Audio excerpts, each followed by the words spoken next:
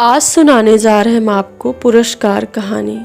ये कहानी प्रसिद्ध कहानीकार जयशंकर प्रसाद जी के द्वारा लिखी गई कहानी है। तो चलिए शुरू करते हैं इस कहानी को। आर्द्रा नक्षत्र, आकाश में काले काले बादलों की घूमड़, जिसमें देव दुंदुभी का गंभीर घोष। प्राची के एक निरव्र कोने से स्वर्ण पुरुष झांकने लगा था।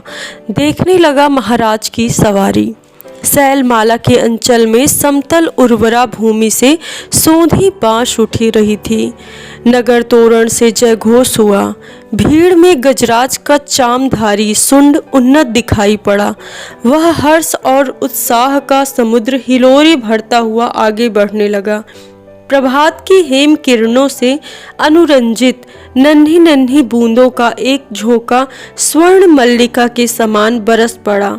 मंगल सूचना से जनता ने हर्ष ध्वनि की। रथों, हाथियों और अश्वरोहियों की पंक्ति थी। दर्शकों की भीड़ भी कम न थी।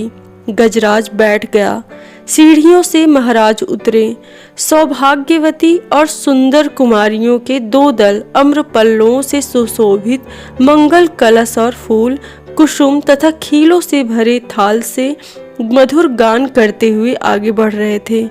महाराज के मुख पर मधुर मुस्कान थी। स्वर्ण रंजित हल्की मूठ पकड़कर महाराज ने जुते हुए सुंदर पुष्ट बैलों को चलने का संकेत किया। बाजे बजने लगे। किशोरी कुमारियों ने खीलों और फूलों की वर्षा की। कौशल का यह उत्सव प्रसिद्ध था। एक दिन के लिए महाराज को कृषक बनना पड़ता था। उस दिन इंद्र पूजन की धूमधाम होती थी। नगर निवासी उस पहाड़ी भूमि में आनंद मनाते। प्रतिवर्ष कृषि का यह महोत्सव उत्साह से संपन्न होता। दूसरे राज्यों से भी युवक राजकुमार इस उत्सव में बड़े ही चाव से आकर योग देते थे। मगध का एक राजकुमार अरुण अपने रथ पर बैठे बड़े कौतूहल से यह दृश्य देख रहा था। बीजों का एक थाल लिए कुमारी मधुलिका महाराज के साथ थी। बीज होते हुए महाराज जब हाथ बढ़ाते तब मधुलिका उनके सामने थाल कर देती। यह खेत मधुलिका का था, जो इस साल महाराज की खेती के लिए चुना गया था। इसीलिए बीज देने का सम्मान मधुलिका को ही मिला। वह कुमारी थी, सुंदरी थी। कौशेय वसन उसके शरीर पर इधर उधर लहराता हुआ स्वयं सुशोभित हो रहा था। वह कभी उसे संभालती और कभी अपने रूखी अलकों को। कृषक बालिका के शुभ्र भाल पर श्रम कणों की भी कमी ना थी। वे सब बरइयों में गूंथे जा रहे थे, किंतु महाराज को बीज देने में उसने शिथिलता नहीं की। सब लोग महाराज का हल चलाना देख रहे थे, विस्मय से, कुतूहल से। और अरुण देख रहा था कृषक कुमारी मधुलिका को। आह, कितना भोला सौंदर्य, कितना सरल चितवन। उत्सव का प्रधान कृत्य समाप्त हो गया। महाराज ने मधुलिका के खेत को पुरस्कृत किया। थाल में कुछ स्वर्ण मुद्राएं और वह राजकीय अनुग्रह था। मधुलिका ने थाली सिर से लगा ली, किंतु साथ ही उन स्वर्ण मुद्राओं को महाराज पर न्यौछावर करके बिखेर दिया। मधुलिका की उस समय की ऊर्जस्वित मूर्ति लोग आश्चर्य से देखने लगे। महाराज की भ्रुकुटी जरा चढ़ सी गई थी। मधुलिका ने सविनय कहा, देव, यह मेरे पितृ पितामहों की भूमि है। इसे बेचना अपराध है, इसीलिए मूल्य स्वीकार करना मेरी सामर्थ्य के बाहर है। महाराज के बोलने के पहले ही वृद्ध मंत्री ने तीखे स्वर से कहा, अबोध, क्या बक रही है? राजकीय अनुग्रह का तिरस्कार तेरी भूमि से चौगुना मूल्य है। फिर कौशल का तो यह सुनिश्चित राष्ट्रीय नियम है। तू आज से राजकीय रक्षण पाने की अधिकारिणी हुई है। इस धन से अपने को सुखी बना। राजकीय रक्षण की अधिकारिणी तो सारी प्रजा है मंत्रीवर। महाराज को भूमि समर्पण करने में मेरा कोई विरोध ना था और ना है, किंतु मूल्य स्वीकार करना असंभव है। मधुलिका उत्तेजित हो उठी। महाराज के संकेत करने पर मंत्री ने कहा, देव, वाराणसी युद्ध के अन्यतम वीर सिंहमित्र की यह एकमात्र कन्या है। महाराज चौंक उठे। सिंहमित्र की कन्या, जिसने मगध के सामने कौशल की लाज रख ली थी, उसी वीर की मधुलिका कन्या है? हाँ देव, सविनय मंत्री ने कहा। इस उत्सव के परंपरागत नियम क्या है मंत्रीवर? महाराज ने पूछा। देव, नियम तो बहुत साधारण है। किसी भी अच्छी भूमि को इस उत्सव के लिए चुनकर नियमानुसार पुरस्कार स्वरूप उसका मूल्य दे दिया जाता है, वह भी अत्यंत अनुग्रह पूर्वक, अर्थात भू संपत्ति का 4 गुना मूल्य उसे मिलता है। उस खेती को वही व्यक्ति वर्ष भर देखता है, वह राजा का खेत कहा जाता है। महाराज को विचार संघर्ष से विश्राम की अत्यंत आवश्यकता थी। महाराज चुप रहे। जय घोष के साथ सभा विसर्जित हुई।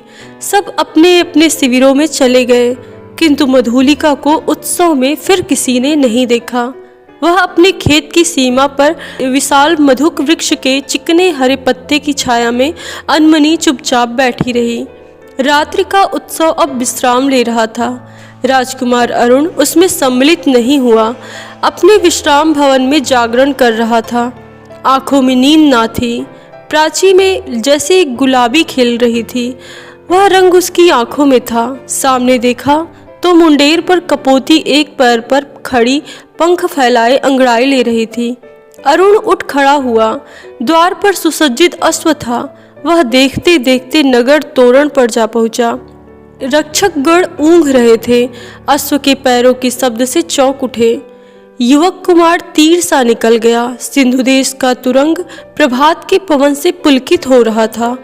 घूमता घूमता अरुण उसी मधुक वृक्ष के नीचे पहुंचा, जहां मधुलिका अपने हाथ पर सिर धरे हुए खिन्न निद्रा का सुख ले रही थी।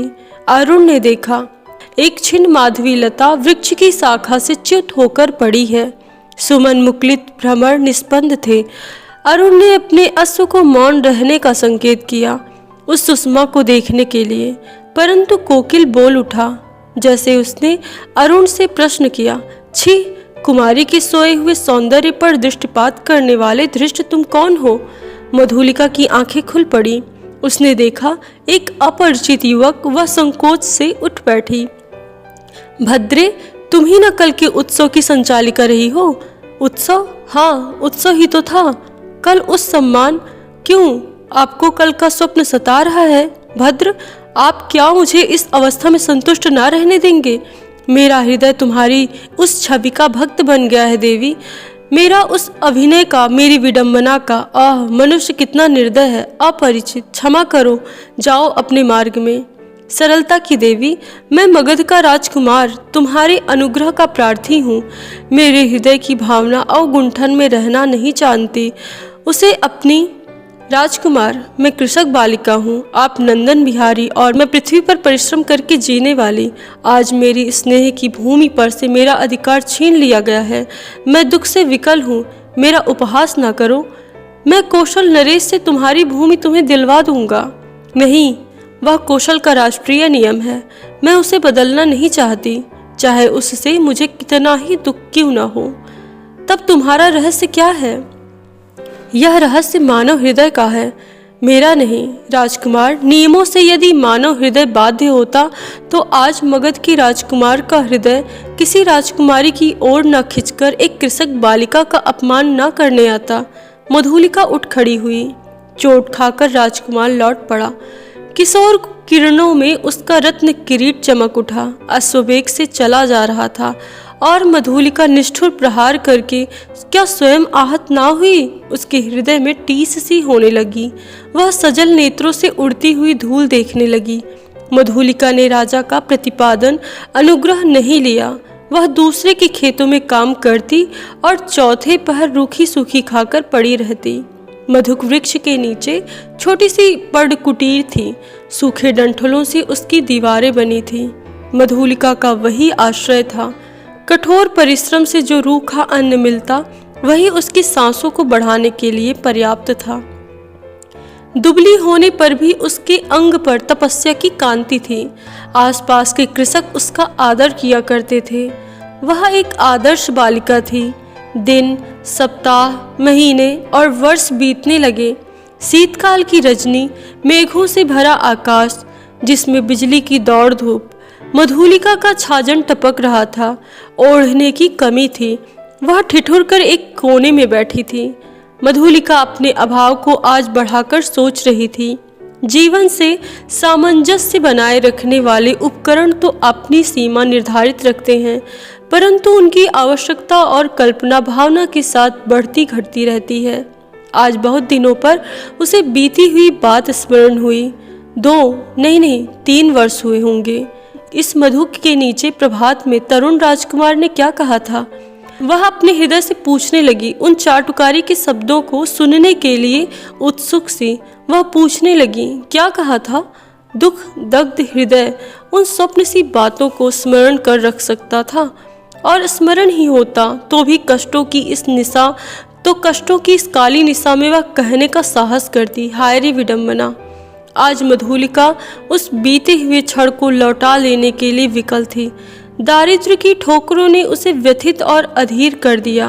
मगध की प्रसाद माला के वैभव का काल्पनिक चित्र उन सूखे डंठलों के रंध्रों से नभ में बिजली के आलोक में नाचता हुआ दिखाई देने लगा। खिलवाड़ी शिशु जैसे श्रावण की संध्या में जुगनू को पकड़ने के लिए हाथ लपकाता है, वैसे ही मधुलिका मन ही मन कर रही थी। अभी वह निकल गया। वर्षा ने भीषण रूप धारण कर लिया। गड़गड़ाहट बढ़ने लगी। ओले पड़ने की संभावना थी। मधुलिका अपनी जर्जर झोपड़ी के लिए कांप उठी। सहसा बाहर कुछ शब्द हुआ। कौन है यहाँ? पथिक को आश्रय चाहिए।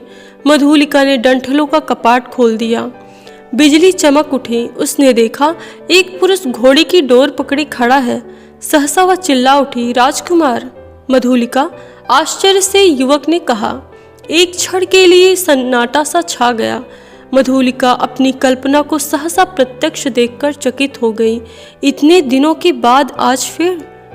अरुण ने कहा, कितना समझाया मैंने, परंतु मधुलिका अपनी दयनीय अवस्था पर संकेत करने देना नहीं चाहती थी। उसने कहा, और आज आपकी यह क्या दशा है? सिर झुकाकर अरुण ने कहा, मैं मगध का विद्रोही निर्वासित कौशल में जीविका खोजने आया हूँ। मधुलिका उस अंधकार में हंस पड़ी। मगध का विद्रोही राजकुमार का स्वागत करे एक अनाथिनी कृषक बालिका, यह भी एक विडंबना है, तो भी मैं स्वागत करने के लिए प्रस्तुत हूँ। शीतकाल की निस्तब्ध रजनी, कोहरे में धुली हुई चांदनी, हाड़ कपा देने वाला समीर, तो भी अरुण और मधुलिका दोनों पहाड़ी गह्वर के द्वार पर वट वृक्ष के नीचे बैठे हुए बातें कर रहे हैं। मधुलिका की वाणी में उत्साह था, किंतु अरुण जैसे अत्यंत सावधान होकर बोलता। मधुलिका ने पूछा, जब तुम इतनी विपन्न अवस्था में हो तो फिर इतने सैनिकों को साथ रखने की क्या आवश्यकता है? मधुलिका, बाहुबल ही तो वीरों की आजीविका है। ये मेरे जीवन मरण के साथी हैं, भला मैं इन्हें कैसे छोड़ देता, और करता ही क्या? क्यों, हम लोग परिश्रम से कमाते और खाते हैं। अब तो तुम भूल ना करो, मैं अपने बाहुबल पर भरोसा करता हूँ। नए राज्य की स्थापना कर सकता हूँ, निराश क्यों हो जाऊं? अरुण के शब्दों में कंपन था। वह जैसे कुछ कहना चाहता था पर कह ना सका। नवीन राज्य, ओहो, तुम्हारा उत्साह तो कम नहीं। भला कैसे? कोई ढंग बताओ तो मैं भी कल्पना का आनंद ले लूं। कल्पना का आनंद नहीं मधुलिका, मैं तुम्हें राजरानी के सम्मान में सिंहासन पर बिठाऊंगा। तुम अपने छिने हुए खेत की चिंता करके भयभीत ना हो। एक क्षण में सरल मधुलिका के मन में प्रमाद का अंधड़ बहने लगा। द्वंद्व मच गया। उसने सहसा कहा, आह, मैं सचमुच में आज तक तुम्हारी प्रतीक्षा करती थी राजकुमार। अरुण ढिठाई से उसके हाथों को दबाकर बोला, तो मेरा भ्रम था, तुम सचमुच मुझसे प्यार करती हो। युवती का वक्षस्थल फूल उठा। वह हाँ भी नहीं कह सकी, ना भी नहीं कह सकी। अरुण ने उसकी अवस्था का अनुभव कर लिया। कुशल मनुष्य के समान उसने अवसर को हाथ से ना जाने दिया। तुरंत बोल उठा, तुम्हारी इच्छा हो तो प्राणों से पड़ लगाकर मैं तुम्हें इस कौशल सिंहासन पर बिठा दूं मधुलिके। अरुण के खड्ग का आतंक देखोगी? मधुलिका एक बार कांप उठी। वह कहना चाहती थी नहीं, किंतु उसके मुख से निकला क्या? सत्य मधुलिका, कौशल नरेश तभी से तुम्हारे लिए चिंतित है, यह मैं जानता हूँ। तुम्हारी साधारण सी प्रार्थना वह अस्वीकार ना करेंगे। और मुझे यह भी विदित है कि कौशल के सेनापति अधिकांश सैनिकों के साथ पहाड़ी दस्युओं का दमन करने के लिए बहुत दूर चले गए हैं। मधुलिका की आंखों के आगे बिजलियां हंसने लगी। दारुण भावना से उसका मस्तक विकृत हो उठा। अरुण ने कहा, तुम बोलती नहीं हो, जो कहोगी वह करूंगी, मंत्रमुग्ध सी मधुलिका ने कहा। स्वर्ण मंच पर कौशल नरेश अर्धनिंद्रित अवस्था में आंखें मुकुलित किए हैं। एक चामधारणी युवती पीछे खड़ी अपनी कलाई बड़ी कुशलता से घुमा रही है। चामर के शुभ्र आंदोलन उस प्रकोष्ठ में धीरे धीरे संचालित हो रहे हैं। तांबूल वाहिनी प्रतिमा के समान दूर खड़ी है। प्रतिहारी ने आकर कहा, जय हो देव, एक स्त्री कुछ प्रार्थना लेकर आई है। आंख खोलते हुए महाराज ने कहा, स्त्री कहाँ है? प्रार्थना करने आई है, आने दो। प्रतिहारी के साथ मधुलिका आई। उसने प्रणाम किया। महाराज ने स्थिर दृष्टि से उसकी ओर देखा और कहा, तुम्हें कहीं देखा है? 3 बरस हुए देव, मेरी भूमि खेती के लिए ली गई थी। ओह, तो तुमने इतने दिन कष्ट में बिताए, आज उसका मूल्य मांगने आई हो, क्यों? अच्छा, तुम्हें मिलेगा। प्रतिहारी, नहीं महाराज, मुझे मूल्य नहीं चाहिए। मूर्ख, फिर क्या चाहिए? उतनी ही भूमि दुर्ग के दक्षिणी नाले के समीप की जंगली भूमि, वही मैं अपनी खेती करूंगी। मुझे एक सहायक मिल गया है, वह मनुष्यों से मेरी सहायता करेगा। भूमि को समतल भी बनाना होगा। महाराज ने कहा, कृषक बालिके, वह बड़ी उबड़ खाबड़ भूमि है, जिस पर वह दुर्ग के समीप एक सैनिक का महत्व रखती है। तो फिर मैं क्या निराश होकर लौट जाऊं? सिंहमित्र की कन्या, मैं क्या करूं? तुम्हारी यह प्रार्थना, देव जैसी आज्ञा हो। जाओ, तुम श्रम जीवियों को उसमें लगाओ। मैं अमात्य को आज्ञा पत्र देने का आदेश करता हूँ। जय हो देव कहकर प्रणाम करती हुई मधुलिका राज मंदिर के बाहर आई। दुर्ग के दक्षिण भयावने नाले के तट पर घना जंगल है। आज मनुष्यों के पद संचार से शून्यता भंग हो रही थी। अरुण के छिपे हुए मनुष्य स्वतंत्रता से इधर उधर घूमते थे। झाड़ियों को काटकर पथ बन रहा था। नगर दूर था, फिर उधर यूं ही कोई नहीं आता था। फिर अब तो महाराज की आज्ञा से वहां मधुलिका का अच्छा सा खेत बन रहा था। तब इधर की किसको चिंता होती? एक घने कुंज में अरुण और मधुलिका एक दूसरे को हर्षित नेत्रों से देख रहे थे। संध्या हो चली थी। उस निविड़ वन में उन नवागत मनुष्यों को देखकर पक्षीगण अपने नीड़ को लौटते हुए अधिक कोलाहल कर रहे थे। प्रसन्नता से अरुण की आंखें चमक उठी। सूर्य की अंतिम किरण झुरमुट में घुसकर मधुलिका के कपोलों से खेलने लगी।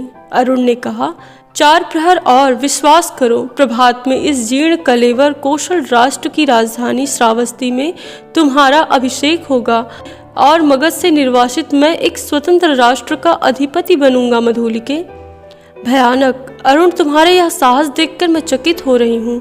केवल 100 सैनिकों से तुम, रात के 3रे प्रहर मेरी विजय यात्रा होगी।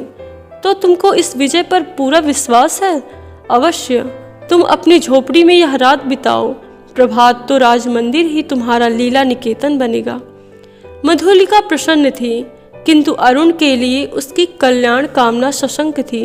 वह कभी कभी उद्विग्न सी होकर बालकों के समान प्रश्न कर बैठती। अरुण उसका समाधान कर देता। सहसा कोई संकेत पाकर उसने कहा, अच्छा, अंधकार अधिक हो गया है, अभी तुम्हें दूर जाना है और मुझे भी प्राणपण से इस अभियान के प्रारंभिक कार्यों को अर्धरात्रि तक पूरा कर लेना चाहिए। तब रात्रि भर के लिए विदा मधुलिके। मधुलिका उठ खड़ी हुई। कटीली झाड़ियों से उलझती हुई क्रम से बढ़ने वाले अंधकार में वह झोपड़ी की ओर चली। पथ अंधकार में था और मधुलिका का हृदय भी निविड़तम से घिरा था। उसका मन सहसा विचलित हो उठा। मधुलिका नष्ट हो गई। जितनी सुख कल्पना थी वह जैसे अंधकार में विलीन होने लगी। वह भयभीत थी। पहला भय उसे अरुण के लिए उत्पन्न हुआ। यदि वह सफल ना हुआ तो? फिर सहसा सोचने लगी, वह क्यों सफल हो? श्रावस्ती दुर्ग एक विदेशी के अधिकार में क्यों चला जाए? मगध का चिर शत्रु, ओह, उसकी विजय! कौशल नरेश ने क्या कहा था? सिंहमित्र की कन्या। सिंहमित्र, कौशल का रक्षक वीर, उसी की कन्या आज क्या करने जा रही है? नहीं, मधुलिका, मधुलिका, जैसे उसके पिता उस अंधकार में उसे पुकार रहे थे। वह पगली की तरह चिल्ला उठी, रास्ता भूल गई। रात का एक पहर बीत चला, पर मधुलिका अपनी झोपड़ी तक ना पहुंची। वह उधेड़ बुन में विक्षिप्त सी चली जा रही थी। उसकी आंखों के सामने कभी सिंघमित्र और कभी अरुण की मूर्ति अंधकार में चित्रित होती जाती। उसे सामने आलोक दिखाई पड़ा। वह बीच पथ में खड़ी हो गई। प्रायः 100 उल्काधारी अश्वारोही चले आ रहे थे और आगे आगे एक वीर अधेड़ सैनिक था। उसके बाएं हाथ में अश्व की वल्गा और दाहिने हाथ में नग्न खड्ग। अत्यंत धीरता से वह टुकड़ी अपने पथ पर चल रही थी, परंतु मधुलिका बीच पथ से हिली नहीं। प्रमुख सैनिक पास आ गया, पर मधुलिका अब भी वहीं से नहीं हटी। सैनिक ने अश्व रोककर पूछा, कौन कौन? उत्तर नहीं मिला। तब तक दूसरे अश्वारोही ने कड़क कर कहा, तू कौन है स्त्री? कौशल के सेनापति को उत्तर शीघ्र दे। रमणी जैसे विकारग्रस्त स्वर में चिल्ला उठी, बांध लो मुझे, बांध लो, मेरी हत्या करो, मैंने अपराधी ऐसा किया है। सेनापति हंस पड़े, बोले, पगली है। पगली नहीं, यदि वही होती तो इतनी विचार वेदना क्यों होती? सेनापति, मुझे बांध लो, राजा के पास ले चलो। क्या है? स्पष्ट कह। श्रावस्ती का दुर्ग एक प्रहर में दस्युओं के हस्तगत हो जाएगा। दक्षिणी नाले के पार उनका आक्रमण होगा। सेनापति चौंक उठे। उन्होंने आश्चर्य से पूछा, तू क्या कह रही है? मैं सत्य कह रही हूँ, शीघ्रता करो। सेनापति ने 80 सैनिकों को नाले की ओर धीरे धीरे बढ़ने की आज्ञा दी और स्वयं 20 अश्वरोहियों के साथ दुर्ग की ओर बढ़े। मधुलिका एक अश्वरोही के साथ बांध दी गई। श्रावस्ती का दुर्ग, कौशल का राष्ट्र का केंद्र, इस रात्रि में अपने विगत वैभव का स्वप्न देख रहा था। भिन्न राजवंशों ने उसकी प्रांतों पर अधिकार जमा लिया है। अब वह केवल कई गांवों का अधिपति है। फिर भी उसके साथ कौशल के अतीत की स्वर्ण गाथाएं लिपटी हैं। वही लोगों की ईर्ष्या का कारण है। जब थोड़े से अश्वारोही बड़े वेग से आते हुए दुर्ग द्वार पर रुके, तब दुर्ग के प्रहरी चौंक उठे। उल्का के आलोक में उन्होंने सेनापति को पहचाना। द्वार खुला। सेनापति घोड़े की पीठ से उतरे। उन्होंने कहा, अग्निसेन, दुर्ग में कितने सैनिक होंगे? सेनापति की जय हो। 200। उन्हें शीघ्र ही एकत्र करो, परंतु बिना किसी शब्द के। 100 को लेकर तुम शीघ्र ही चुपचाप दुर्ग के दक्षिणी ओर चले जाओ और आलोक और शब्द ना हो। सेनापति ने मधुलिका की ओर देखा। वह खोल दी गई। उसे अपने पीछे आने का संकेत कर सेनापति राज मंदिर की ओर बढ़े। प्रतिहारी ने सेनापति को देखते ही महाराज को सावधान किया। वह अपनी सुख निद्रा के लिए प्रस्तुत हो रहे थे, किंतु सेनापति और साथ में मधुलिका को देखते ही चंचल हो उठे। सेनापति ने कहा, जय हो देव, इस स्त्री के कारण मुझे इस समय उपस्थित होना पड़ा। महाराज ने स्थिर नेत्रों से देखकर कहा, सिंघमित्र की कन्या, फिर यहाँ क्यों? क्या तुम्हारा क्षेत्र नहीं बन रहा है? कोई बाधा है? सेनापति, मैंने दुर्ग के दक्षिणी नाले के समीप की भूमि इसे दी है। क्या उसी के संबंध में तुम कुछ कहना चाहते हो? देव, किसी गुप्त शत्रु ने उसी ओर से आज की रात में दुर्ग पर अधिकार कर लेने का प्रबंध किया है और इसी स्त्री ने मुझे पथ में यह संदेश दिया है। राजा ने मधुलिका की ओर देखा। वह कांप उठी। घृणा और लज्जा से वह गड़ी जा रही थी। राजा ने पूछा, मधुलिका, यह सत्य है? हाँ देव। राजा ने सेनापति से कहा, सैनिकों को एकत्र करके तुम चलो, मैं अभी आता हूँ। सेनापति के चले जाने पर राजा ने कहा, सिंघमित्र की कन्या, तुमने एक बार फिर कौशल का उपकार किया। यह सूचना देकर तुमने पुरस्कार का काम किया है। अच्छा, तुम यहीं ठहरो, पहले मैं उन आतताइयों का प्रबंध कर लूँ। अपने साहसिक अभियान में अरुण बंदी हुआ और दुर्ग उल्का के आलोक में अतिरंजित हो गया। भीड़ ने जय घोष किया। सबके मन में उल्लास था। श्रावस्ती दुर्ग आज एक दस्यु के हाथ से जाने से बचा। आबाल वृद्ध नारी आनंद से उन्मत्त हो उठे। उषा के आलोक में सभा मंडप दर्शकों से भर गया। बंदी अरुण को देखते ही जनता ने रोष से हुंकार करते हुए कहा, वध करो। राजा ने सबसे सहमत होकर आज्ञा दी। प्राण दंड। मधुलिका बुलाई गई। वह पगली सी आकर खड़ी हो गई। कौशल नरेश ने पूछा, मधुलिका, तुझे जो पुरस्कार लेना हो मांग। वह चुप रही। राजा ने कहा, मेरी निज की जितनी खेती है मैं सब तुझे देता हूँ। मधुलिका ने एक बार बंदी अरुण की ओर देखा। उसने कहा, मुझे कुछ ना चाहिए। अरुण हंस पड़ा। राजा ने कहा, नहीं, मैं तुझे अवश्य दूंगा, मांग ले, तो मुझे भी प्राण दंड मिले। कहती हुई वह बंदी अरुण के पास जा खड़ी हुई। ये कहानी यहीं पे समाप्त होती है। धन्यवाद।